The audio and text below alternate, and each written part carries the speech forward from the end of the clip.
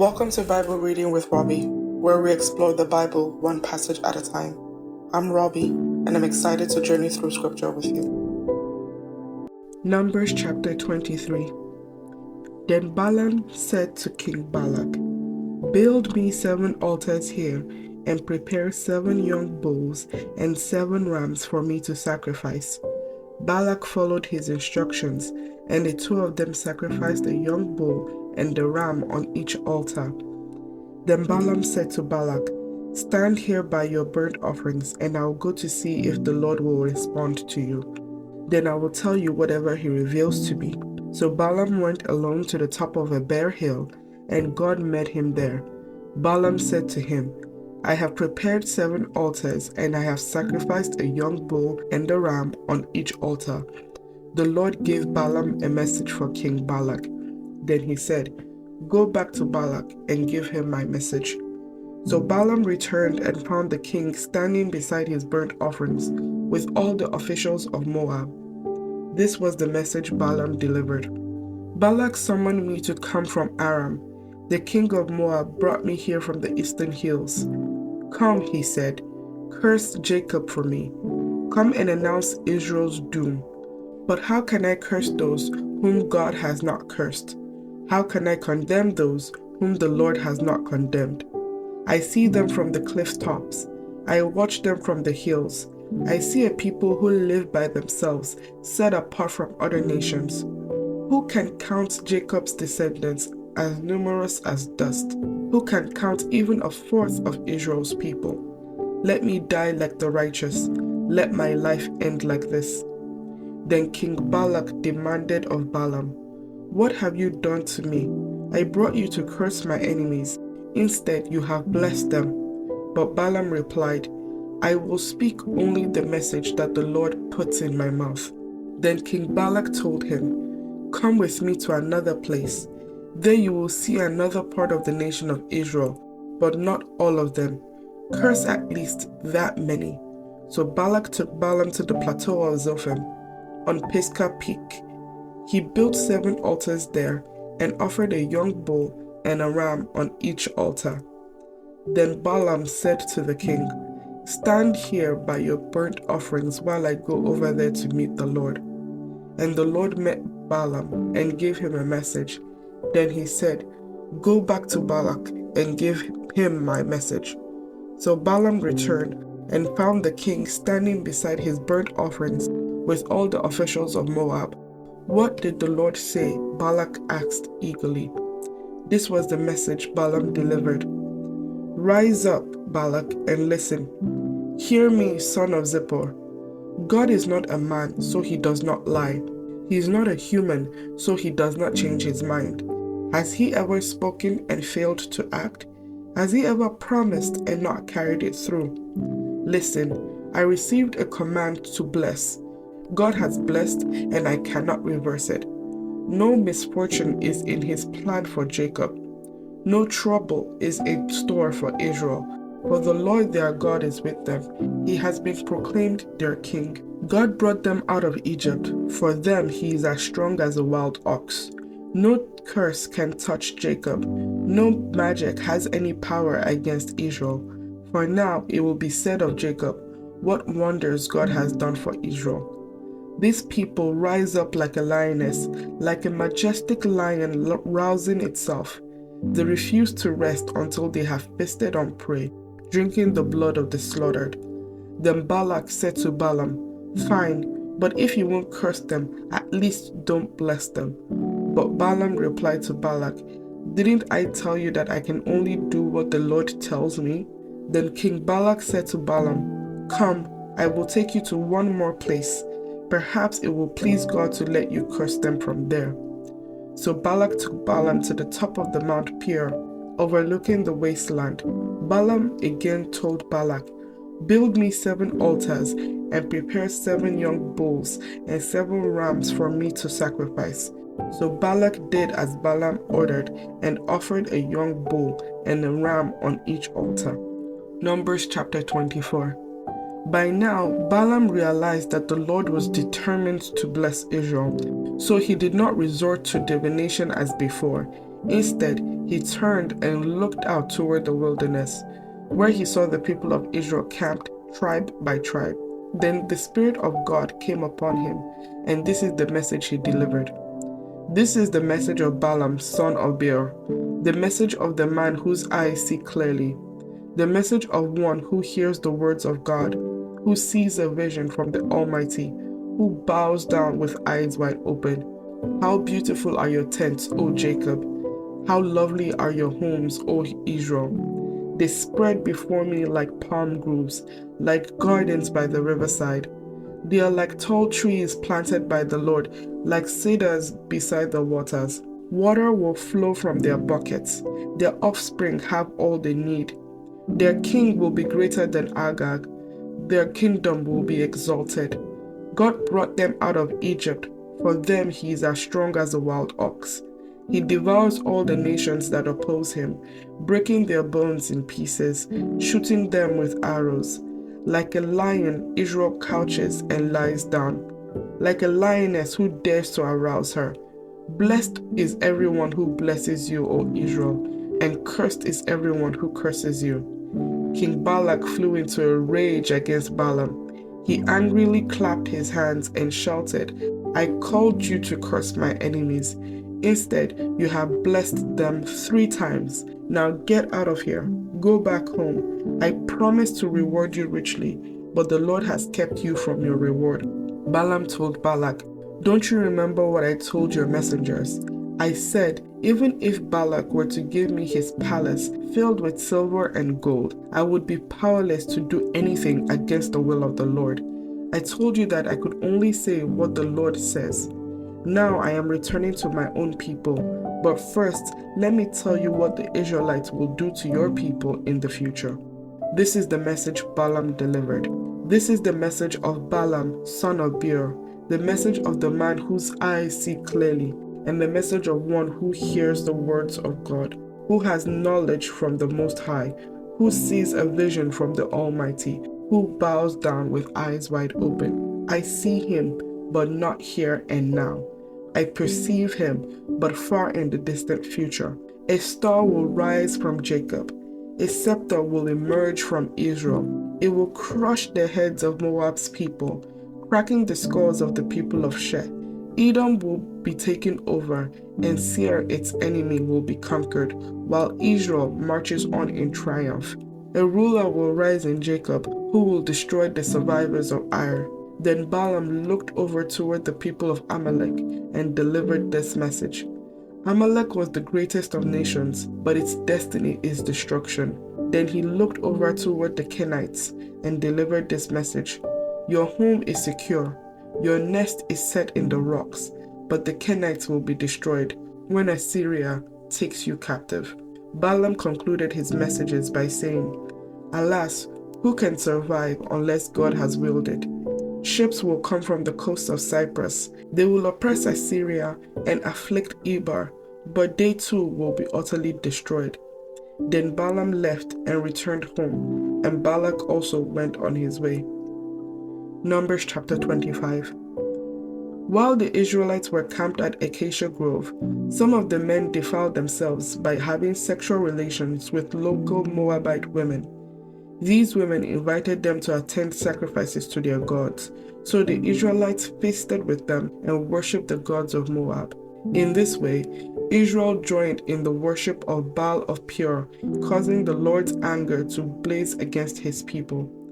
The Lord issued the following command to Moses: Seize all the ringleaders and execute them before the Lord in broad daylight, so his fierce anger will turn away from the people of Israel. So Moses ordered Israel's judges, Each of you must put to death the men under your authority who have joined in worshiping Baal of Peor. Just then, one of the Israelite men brought a Midianite woman into his tent, right before the eyes of Moses and all the people, as everyone was weeping at the entrance of the tabernacle. When Phinehas, son of Eleazar and grandson of Aaron the priest, saw this, he jumped up and left the assembly. He took a spear and rushed after the man into his tent. Phinehas thrust the spear all the way through the man's body and into the woman's stomach.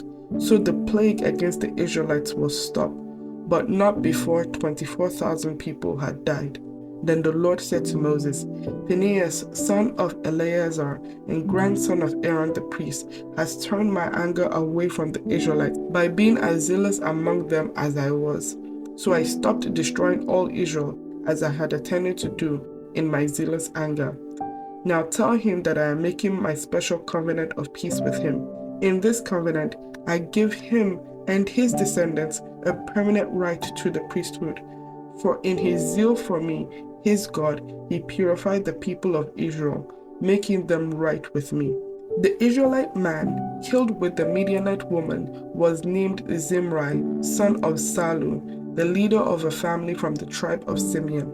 The woman's name was Cosbi. She was the daughter of Zur, the leader of a Midianite clan. Then the Lord said to Moses, Attack the Midianites and destroy them, because they assaulted you with deceit and tricked you into worshipping Baal of Peor, and because of Cosbi, the daughter of a Midianite leader, who was killed at the time of the plague because of what happened at Peor. Numbers chapter 26. After the plague had ended, the Lord said to Moses and to Eleazar, son of Aaron the priest, From the whole community of Israel, record the names of all the warriors by their families. List all the men 20 years old or older who are able to go to war. So there on the plains of Moab, beside the Jordan River, across from Jericho, Moses and Eleazar the priest issued these instructions to the leaders of Israel. List all the men of Israel 20 years old and older, just as the Lord commanded Moses. This is the record of all the descendants of Israel who came out of Egypt. These were the clans descended from the sons of Reuben, Jacob's oldest son. The Hanokite clan, named after their ancestor Hanok. The Peluite clan, named after their ancestor Palu. The Hezronite clan, named after their ancestor Hezron. The Carmite clan, named after their ancestor Carmi. These were the clans of Reuben. Their registered troops numbered 43,730.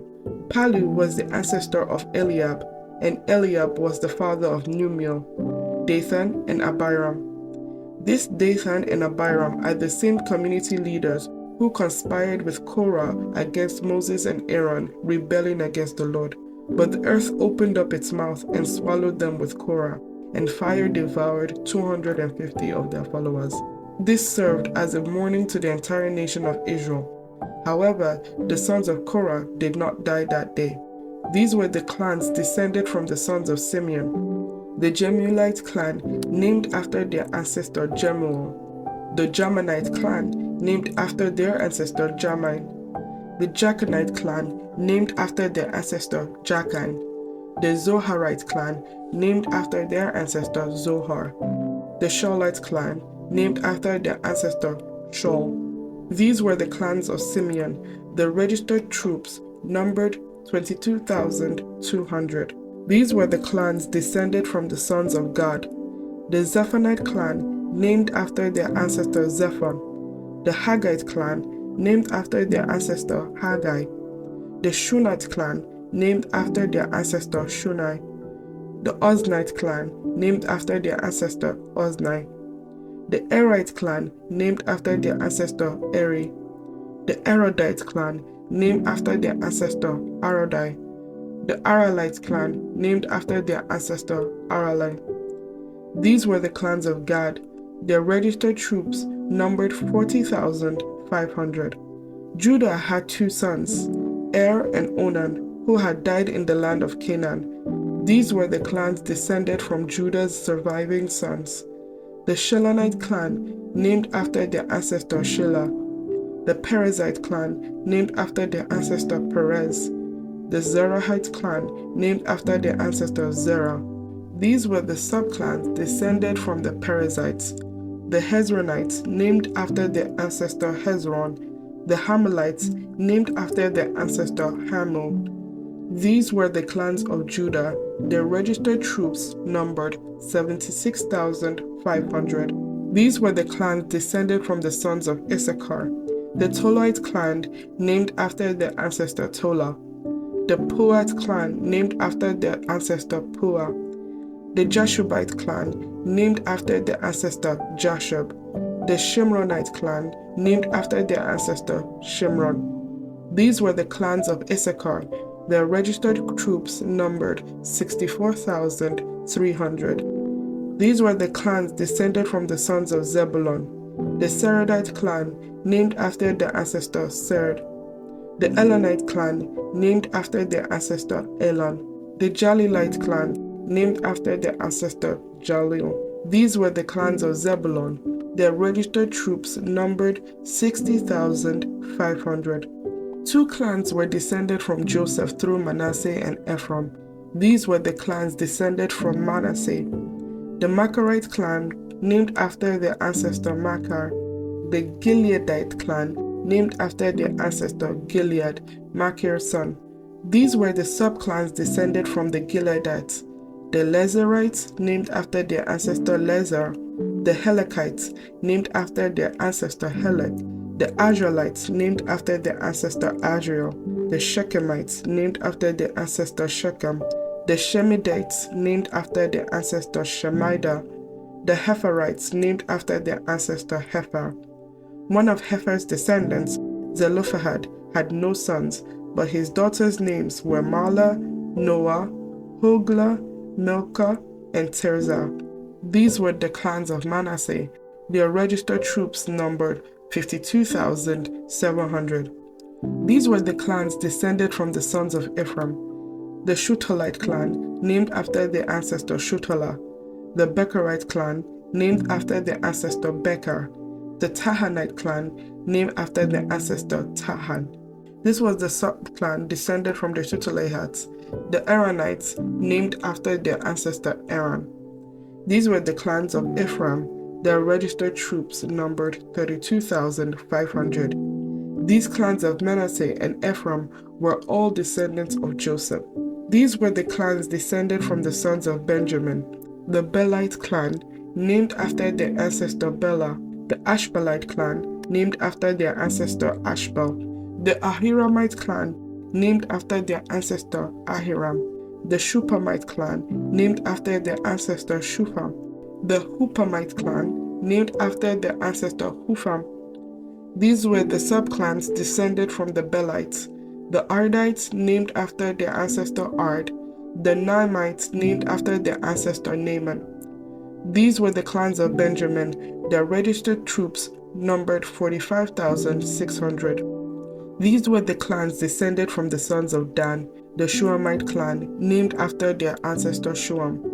These were the Shuamite clans of Dan. Their registered troops numbered 64,400. These were the clans descended from the sons of Asher: the Imnite clan, named after their ancestor Imnah, the Ishvite clan, named after their ancestor Ishva, the Berite clan, named after their ancestor Beriah. These were the clans descended from the sons of Asher: the Imnite clan, named after their ancestor Imnah, the Ishvite clan, named after their ancestor Ishva, the Berite clan, named after their ancestor Beriah. These were the subclans descended from the Berites: the Heberites, named after their ancestor Heber, the Malchalites, named after their ancestor Malchil. Asher also had a daughter named Sarah. These were the clans of Asher.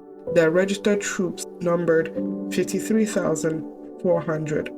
These were the clans descended from the sons of Naphtali: the Jazilite clan, named after their ancestor Jazel, the Kunite clan, named after their ancestor Guni, the Jezreelite clan, named after their ancestor Jezer, the Shilamite clan, named after their ancestor Shillam. These were the clans of Naphtali. Their registered troops numbered 45,400. In summary, the registered troops of all Israel numbered 601,730. Then the Lord said to Moses, "Divide the land among the tribes and distribute the grants of land in proportion to the tribes' populations, as indicated by the number of names on the list. Give the larger tribes more land and the smaller tribes less land, each group receiving a grant in proportion to the size of its population, but you must assign the land by lot and give land to each ancestral tribe according to the number of names on the list. Each grant of land must be assigned by lot among the larger and smaller tribal groups. This is the record of the Levites who were counted according to their clans. The Gershonite clan, named after their ancestor Gershon. The Kohathite clan, named after their ancestor Kohath. The Merarite clan, named after their ancestor Merari. The Libnites, the Hebronites, the Malites, the Mushites, the Koharites were all subclans of the Levites. Now Kohath was the ancestor of Amram, and Amram's wife was named Jochebed. She was also a descendant of Levi, born among the Levites in the land of Egypt. Amram and Jochebed became the parents of Aaron, Moses, and their sister Miriam. To Aaron were born Nadab, Abihu, Eleazar, and Ithamar. But Nadab and Abihu died when they burned before the Lord the wrong kind of fire, different than he had commanded. The men from the Levite clans who were 1 month old or older numbered 23,000. But the Levites were not included in the registration of the rest of the people of Israel, because they were not given an allotment of land when it was divided among the Israelites. So these are the results of the registration of the people of Israel, as conducted by Moses and Eleazar, the priest on the plains of Moab, beside the Jordan River, across from Jericho. Not one person on this list had been among those in the previous registration taken by Moses and Aaron in the wilderness of Sinai, for the Lord has said of them, they will all die in the wilderness. Not one of them survived, except Caleb, son of Jephunneh, and Joshua, son of Nun. May the Lord bless the reading of His Word. Thank you for joining me on this episode of Bible Reading with Robbie. If you enjoyed our time together, please subscribe and share this podcast with others. Join us next time as we continue on our journey through Scripture. Until then, stay blessed.